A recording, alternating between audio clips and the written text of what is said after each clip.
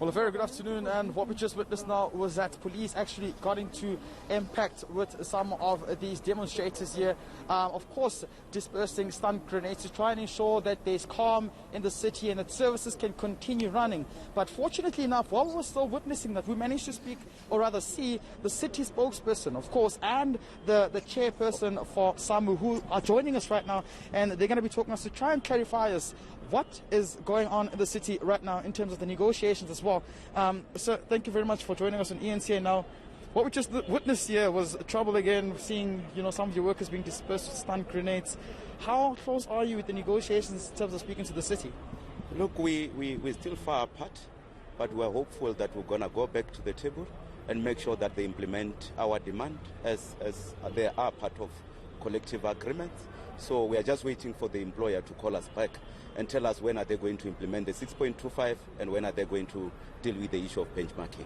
Does it look anywhere close as to you guys coming to an agreement? Look, the past days, it does not look close, but we need to give it a background or give it a foundation that on the 6th of April, South African Local Government Bargaining Council nationally, they've released a memo that says they must implement the 6.25. Subsequent to that, we had this LLF, which has set a note, the memorandum from SLGBC nationally, and said this is for noting and implementation.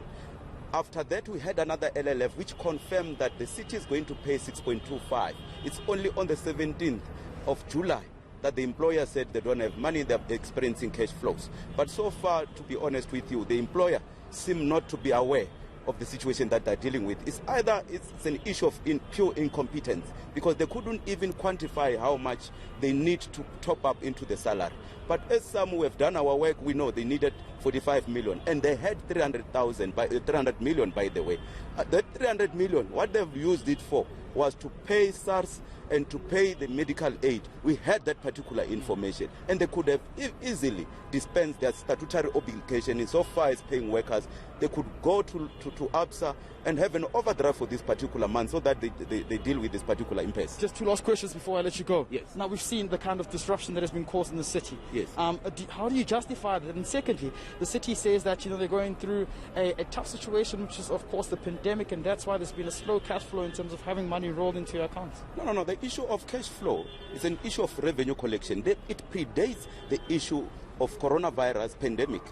The issue of city has always at least get 70% of what they're supposed to collect as revenue.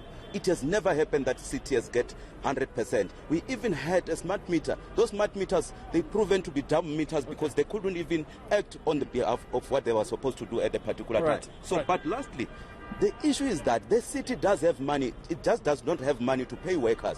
The administrators, they are paying themselves 90,000 each. That's a lot of money that we can save from that.